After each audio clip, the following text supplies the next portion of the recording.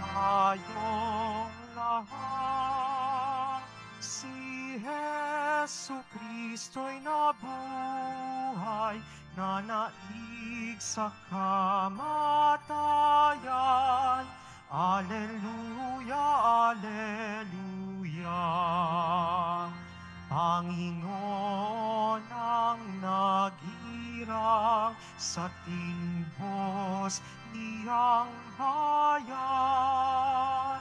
Nagpupuring mga hinirang, masayang nagdiriwang. Magalak tayong lahat. Si Jesu Kristo'y nabuhay, nanaig sa kamatayan. Alleluia, alleluia.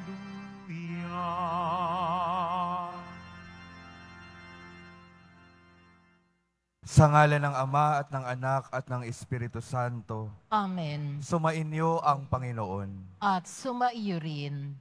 Mga minamahal kong mga kapatid, aminin natin ang ating mga kasalanan upang tayo ay maging marapat gumanap sa banal na pagdiriwang. Inaamin ko Sa makapangyarihang Diyos at sa inyo mga kapatid na lubha akong nagkasala sa isip, sa salita, sa gawa, at sa aking pagkukulang, kaya isinasamo ko sa mahal na Birheng Maria, sa lahat ng mga anghel at mga banal, at sa inyo mga kapatid na ako'y ipanalangin sa Panginoong ating Diyos. kaawaan tayo ng makapangyarihang Diyos, patawarin tayo sa ating mga kasalanan, at patnubayan tayo sa buhay na walang hanggan. Amen. Panginoon, kaawaan mo kami. Panginoon, kaawaan mo kami. Kristo, kaawaan mo kami. Kristo, kaawaan mo kami. Panginoon, kaawaan mo kami. Panginoon, kaawaan mo kami. Manalangin tayo.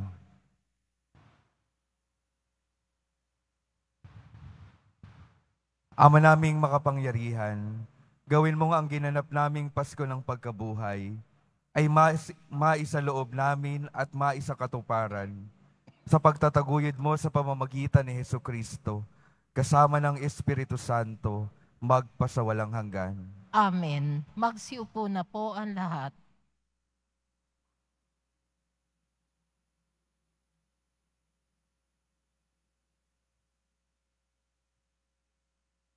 Pagbasa mula sa mga gawa ng mga apostol. Pagdating namin sa Roma, si Pablo'y pinahintulutang umupa ng sariling tirahan kasama ang isang kawal na pinakatanod niya. Makaraan ang 3 araw, inanyayahan ni Pablo sa isang pulong ang mga pangunahing Hudyo sa lungsod.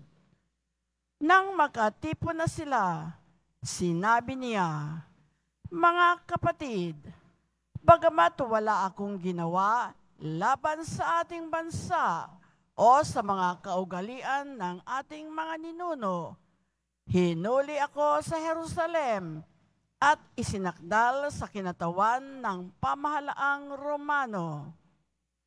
Matapos akong litisin, ako sana'y palayain na sapagkat wala naman akong ginawa na dapat parusahan ng kamatayan. Ngunit tumutol ang mga Hudyo, kaya't napilitan akong dumulog sa emperador. Bagamat wala akong sakdal laban sa ating mga kababayan. Nagagapos ako ng tanikalang ito dahil kay Jesus, ang pag-asa ng Israel. Iyan ang dahilan kung bakit hiniling kong makausap kayo.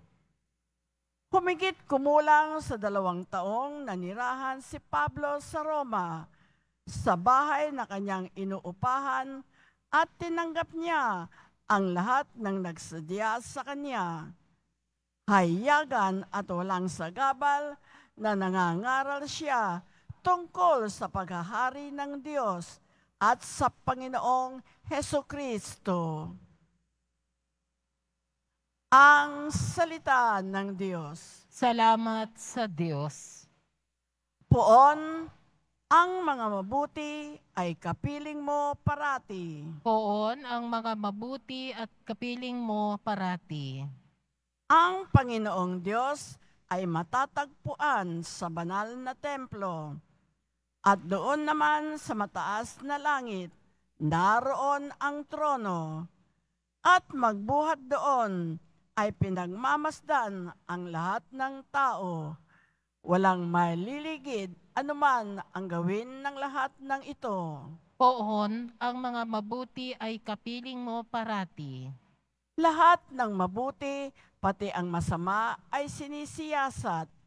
Namumuhing lubos siya sa suwail na wala ng batas. Ang poon ay tapat sa gawang mabuti, siya'y nalulugod.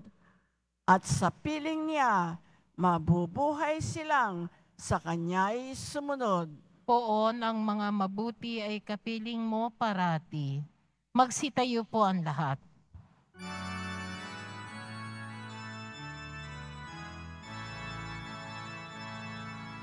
Hallelujah, hallelujah, hallelujah,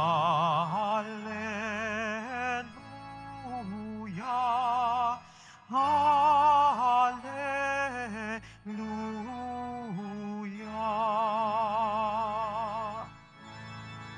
Espiritu isusugo, totoong ituturo, pangako ni Kristong guro. Hallelujah, hallelujah,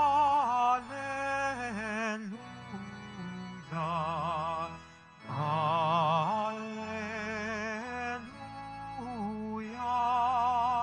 hallelujah.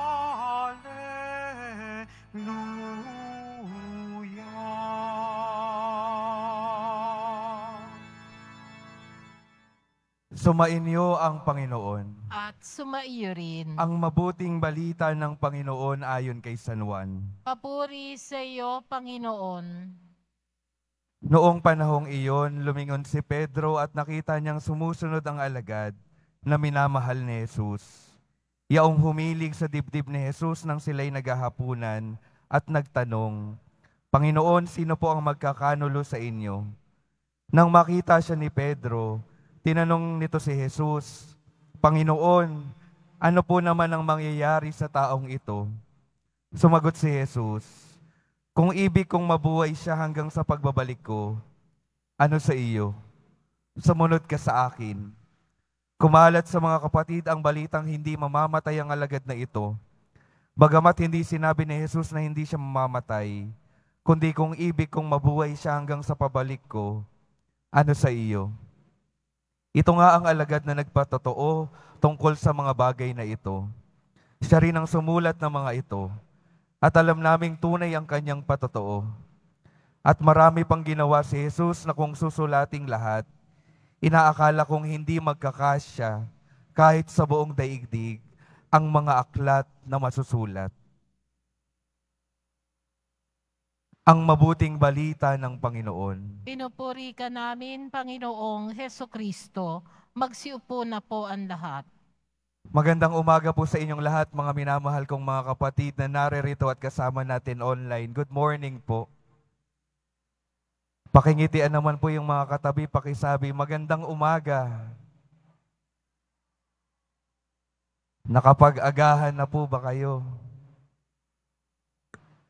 Ngayon po sa ating ebanghelyo, mga minamahal kong mga kapatid, may mahalagang tanong si Pedro na kung minsan tanong din natin o ugali natin. Nakita niya ang minamahal na alagad, ang pangalan ay Juan. Tinanong niya si Jesus, Panginoon, anong mangyayari sa kanya? Anong mangyayari sa kanya? Anong sagot ni Jesus?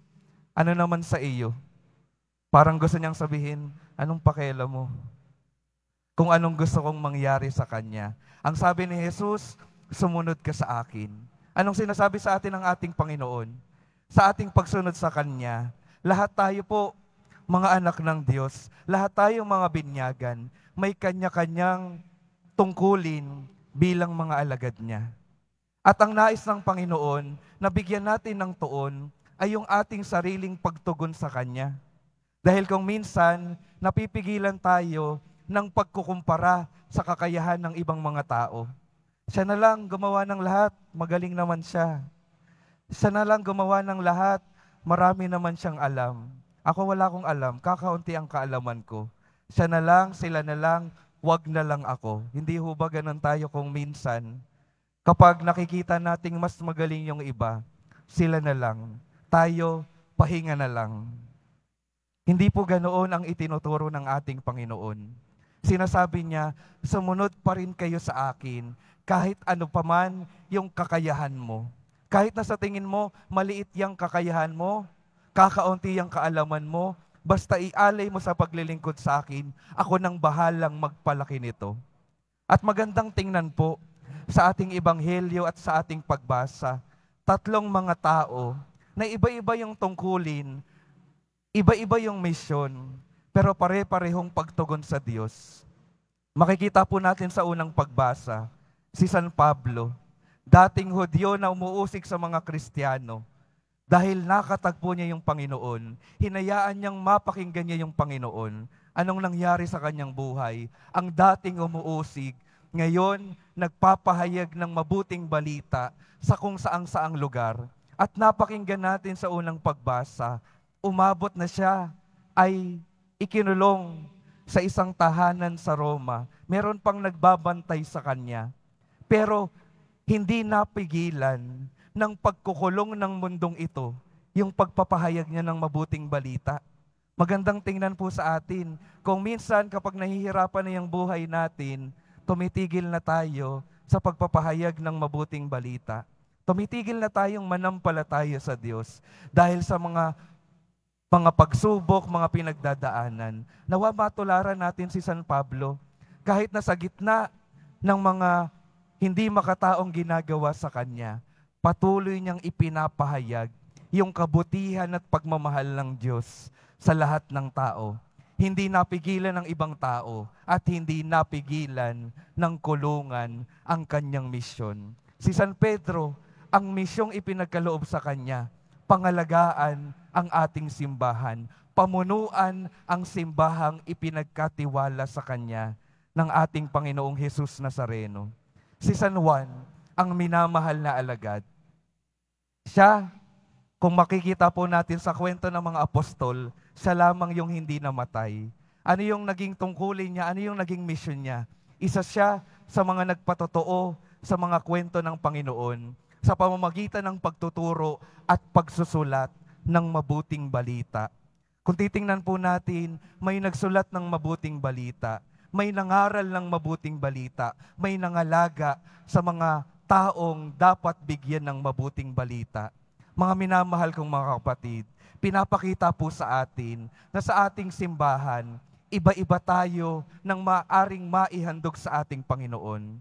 Magkakaiba ng pwedeng maibigay, magkakaiba ng kakayahan. Pero lahat, bagamat magkakaiba, lahat po ay mahalaga. Mahalaga po yung pwede nating magawa at maialay kahit sa tingin natin maliit lamang ito. Muli po, uulitin ko po, lahat po tayo ay magkakaiba ng kakayahan, pero lahat ay mahalaga. At lahat ng iniaalay natin sa Panginoon, kahit na sa tingin natin ay maliit, ay mahalaga dahil ang Diyos ang bahalang magpalaki nito at magbigay ng bunga sa bayang mga pinaglilingkuran natin. Amen. Magsitayo ang lahat.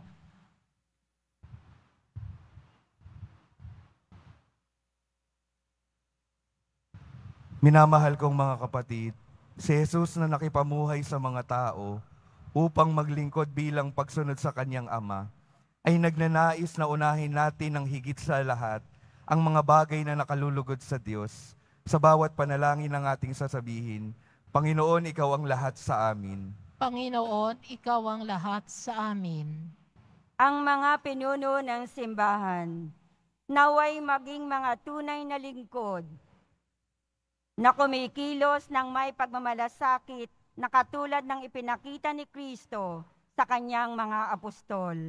Manalangin tayo. Panginoon, ikaw ang lahat sa amin. Ang mga pinuno ng pamahalaan, naway maging tapat sa kanilang mga pananagutan at makatupad sa kanilang mga tungkulin ayon sa diwa ng pag-ibig at paglilingkod. Manalangin tayo. Panginoon, ikaw ang lahat sa amin. Ang mga nagdaranas ng kahirapan, naway tumanggap ng lakas mula sa banal na Espiritu. Manalangin tayo. Panginoon, ikaw ang lahat sa amin. Ang mga may karamdaman, naway maunawaan na ang kanilang pagdurusa kung titiisin bilang pakikiisa kay Kristo ay maaaring maging biyaya. Manalangin tayo. Panginoon, ikaw ang lahat sa amin. Ang ating mga namayapang kamag-anak at mga kaibigan, naway magtamasa ng kapanatagan sa walang hanggang tahanan ng Diyos. Manalangin tayo. Panginoon, ikaw ang lahat sa amin. Sa katahimikan na ating itaas sa Diyos ang ating mga personal na panalangin.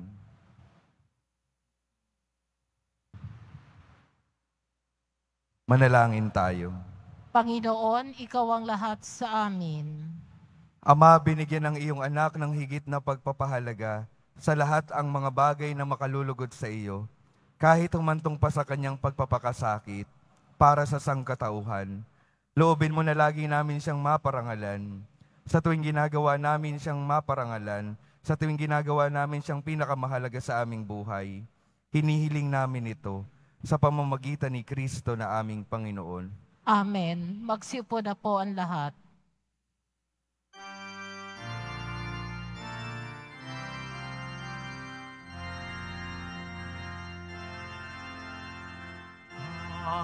Tanggapin mo, O Panginoon, ang alay ng bayang nagdiriwang.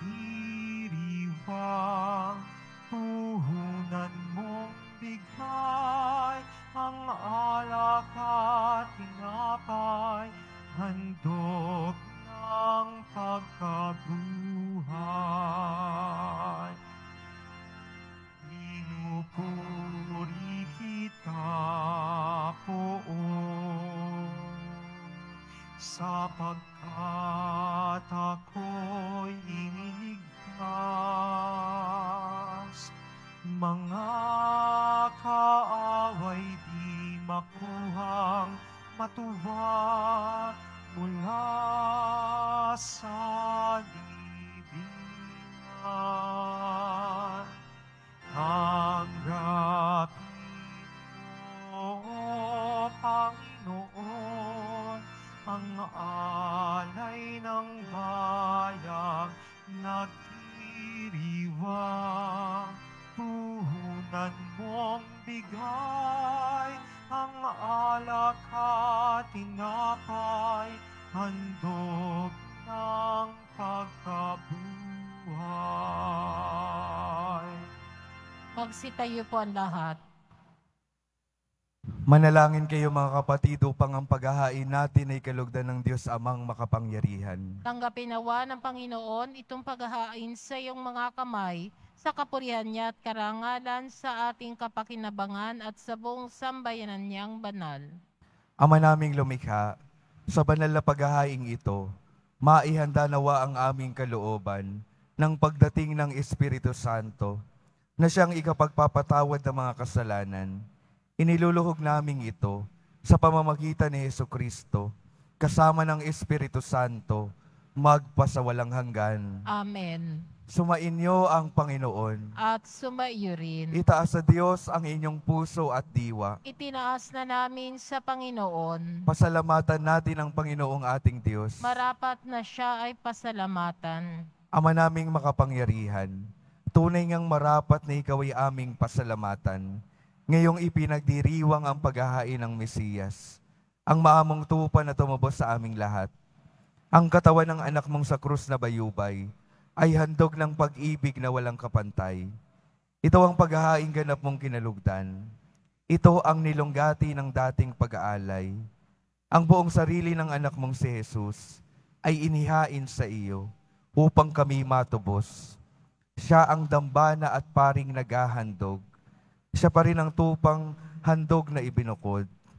Kaya kaisa ng mga anghel na nagsisiawit ng papuri sa iyo, nang walang humpay sa kalangitan, kami nagbubunyi sa iyong kadakilaan. Santo, Santo, Santo, Panginoong Diyos ng mga hukbo, napupuno ang langit at lupa ng kadakilaan mo, o sana sa kaitaasan, pinagpalang na paririto sa ngalan ng Panginoon, o sana sa kaitaasan.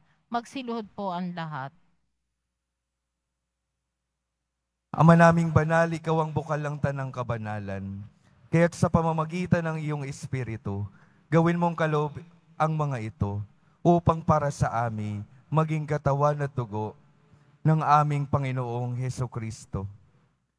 Bago niya pinagtiis ang kusang loob na maging handog, hinawakan niya ang tinapay, pinasalamatan kaniya, pinaghati-hati niya iyon.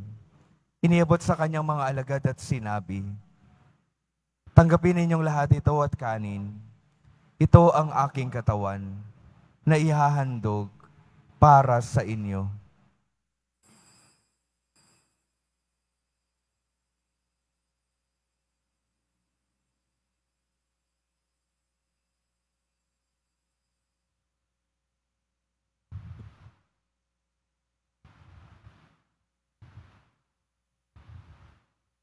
Gayon din naman nung matapos ang hapunan, hinawakan niya ang kalis. Muli kanyang pinasalamatan.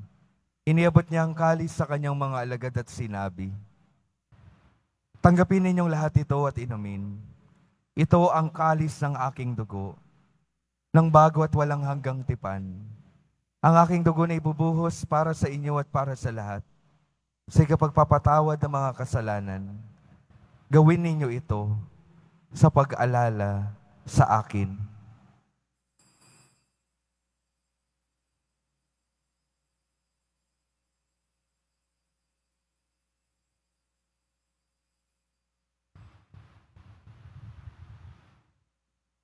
Magsitayo po ang lahat.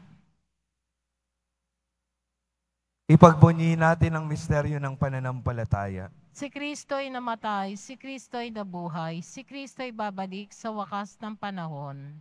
Ama, ginagawa namin ngayon ang pag-alala sa pagkamatay at muling pagkabuhay ng iyong anak. Kaya't iniaalay namin sa iyo ang tinapay na nagbibigay buhay at ang kalis na nagkakaloob ng kaligtasan. Kami nagpapasalamat dahil kami iyong minarapat na tumayo sa harap mo para maglingkod sa iyo. Isinasamo namin kaming magsasalo-salo sa katawan at dugo ni Kristo ay mabuklod sa pagkakaisa sa pamamagitan ng Espiritu Santo. Ama, lingapin mo ang iyong simbahang laganap sa buong daigdig. Puspusin mo kami sa pag-ibig, kaisa ni Francisco na aming Papa, at ni Jose na aming Obispo, at ng Tanang Kaparian. Alalahanin mo rin ang mga kapatid naming nahimlay, nang may pag-asang sila'y muling mabubuhay. Gayon din ang lahat ng mga pumanaw. Kaawaan mo sila at patuloyin sa iyong kaliwanagan. Kaawaan mo at pagindapatin kaming lahat, na makasalo sa iyong buhay na walang wakas. Kaysa ng mahal na Birheng Maria na Ina ng Diyos, ng kabiyak ng puso niyang si San Jose, kaysa ng mga apostol, ni San Juan Bautista at ng lahat ng mga banal, na namuhay dito sa daigdig ng kalugod-lugod sa iyo, maipagdiwang nawa namin ang pagpupuri sa ikararangal mo, sa pamamagitan ng iyong anak, na aming Panginoong Hesukristo. Sa pamamagitan ni Kristo, kasama niya at sa Kanya, ang lahat ng parangal at papuri ay sa iyo, Diyos Amang makapangyarihan, kasama ng Espiritu Santo, magpasawalang hanggan. Amen. tagubili ng mga nakagagaling na utos at sa turo ni Jesus, na Panginoon natin at Diyos, ipahayag natin ng lakas loob. Ama namin, Sumasalangit ka, sambahin ang ngalan mo, mapasa amin ang kaharian mo, sundin ang loob mo dito sa lupa para ng sa langit. Bigyan mo kami ngayon ng aming kakanin sa araw-araw at patawarin mo kami sa aming mga sala para ng pagpapatawad namin sa nagkakasala sa amin at huwag mo kaming ipahintulot sa tukso at iadya mo kami sa lahat ng masama. hinihiling namin kami adya sa lahat ng masama, pagkalooban ng kapayapaan araw-araw, iligtas sa kasalanan, at ilayo sa lahat ng kapahamakan, samantalang aming pinananabikan ang dakilang araw ng pagpapahayag ng tagapagligtas naming si Hesukristo. Sapagkat iyo ang kaharian at ang kapangyarihan at kapurihan magpakailanman. Amen. Panginoong Hesukristo, sinabi mo sa iyong mga apostol, kapayapaan ang iniiwan ko sa inyo. Ang aking kapayapaan ang ibinibigay ko sa inyo. Tunghayan mo ang aming pananampalataya at huwag ang aming pagkakasala. Pagkalooban mo kami ng kapayapaan at pagkakaisa ayon sa iyong kalooban, kasama ng Espiritu Santo, magpasawalang hanggan. Amen. Ang kapayapaan ng Panginoon ay laging sumainyo. At sumaiyo rin. Magbigayan kayo ng kapayapaan sa isa't isa. Kordero ng Diyos na nag-aalis ng mga kasalanan ng sanlibutan, maawa ka sa amin. Kordero ng Diyos na nag-aalis ng mga kasalanan ng sanlibutan, maawa ka sa amin. Kordero ng Diyos na nag-aalis ng mga kasalanan ng sanlibutan, ipagkaloob mo sa amin ang kapayapaan. Magsiluhod po ang lahat.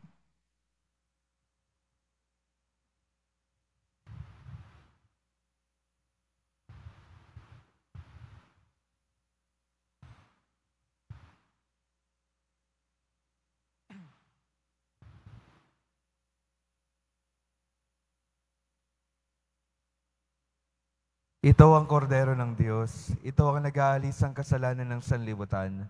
Mapalad ang mga inanyayahan sa kanyang piging. Panginoon, hindi ako karapat-dapat na magpatuloy sa iyo, ngunit sa isang salita mo lamang ay gagaling na ako.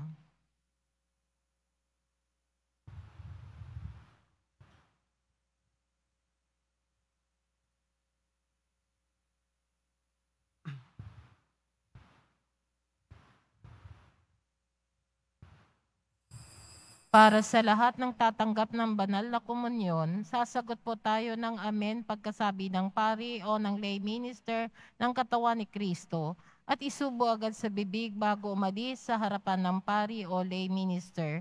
Sumunod po tayo.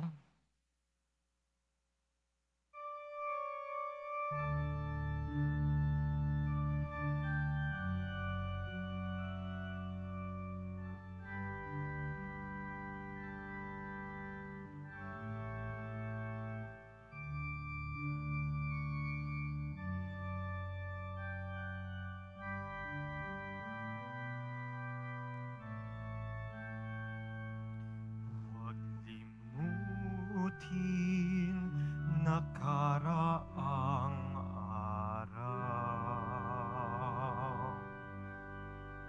Sariwain kahit balik tanaw. Takip silim di man mapigilan, sandali lang ang dilim. Iyong bilangin ang bawat sandali. Kagalak ay wari-walang patid. Magkasama tayo sa pagsabi ng sanglangit sa daigdig, minamahal kitang tunay. Ang tinig ko sa'yo'y bubuhay.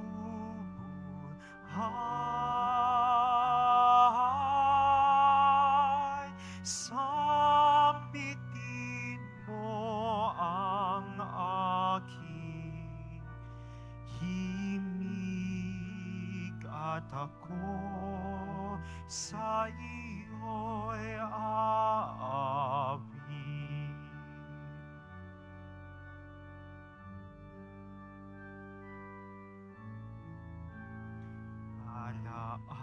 Alaala ng pagkakaibigan sa puso itago't ingatan. Sa pagsilay ng bukas tingnan, alaala at puso'y isa.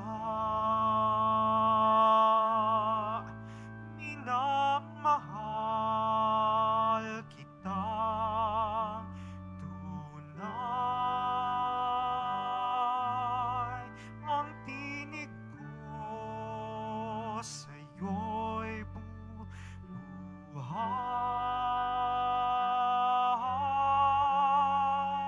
Sambitin mo ang aking himig at ako sa iyo'y aawit. Minamahal kitang tunay. Ang tinig ko sa'yo'y buhay.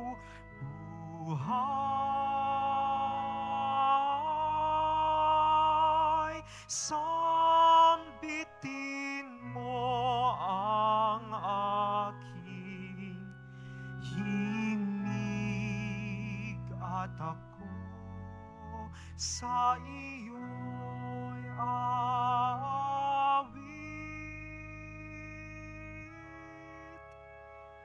At ako sa iyo'y aawit. Announcement, mabibili pa rin po ang ating opisyal na imahe ni Jesus Nazareno. Ang mga ito po ay mabibili lamang sa ating Parish Finance Office. Ang malilikom po na pondo ay gagamitin sa pagsasaayos ng ating Adoration Chapel at Baptistery. Pagkatapos ng misa, wiwisikan po ang lahat ng banal na tubig. Pinakikiusapan ng lahat ng manatili lamang muna sa inyong mga lugar. Tanging sa Quezon Boulevard o sa Plaza San Juan lamang ang labasan ng lahat. Sumunod po tayo. Maraming salamat po sa inyong pagdalaw at pagsisimba sa Basilica Menor at Pambansang Dambana ni Jesus Nazareno. Magsitayo po ang lahat.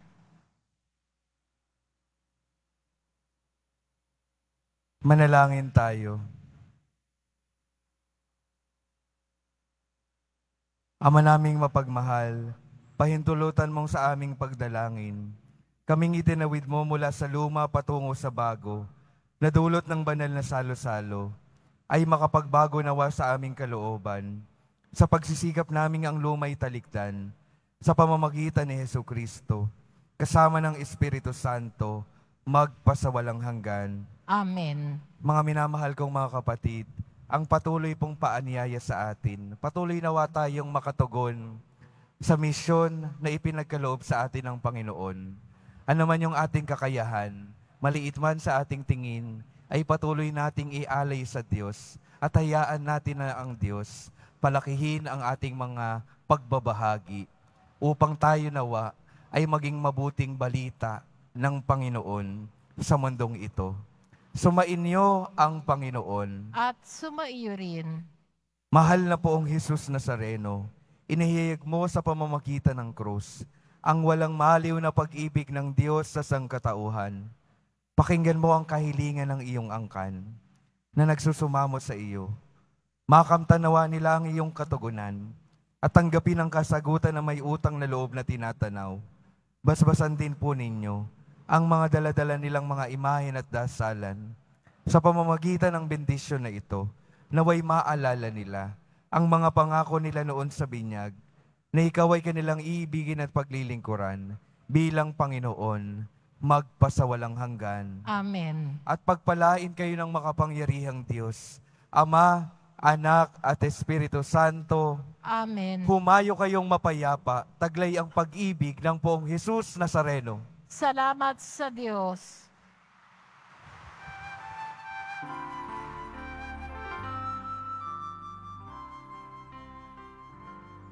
Nuestro Padre Jesus Nazareno, sinasamba ka namin.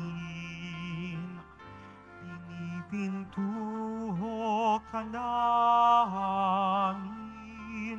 Aral mo ang aming buhay at kaligtasan. Nuestro Padre Jesus Nazareno, iligtas mo kami sa kasalanan. Ang krus mong kinamatayan at sagisag ng aming kaligtasan. Nuestro Padre Jesus Nazareno, dinarangal ka namin. Nuestro Padre Jesus Nazareno, niluluwalhati ka namin. Nuestro Padre Jesus Nazareno, dinarangal ka namin. Nuestro Padre Jesus Nazareno, niluluwalhati ka namin.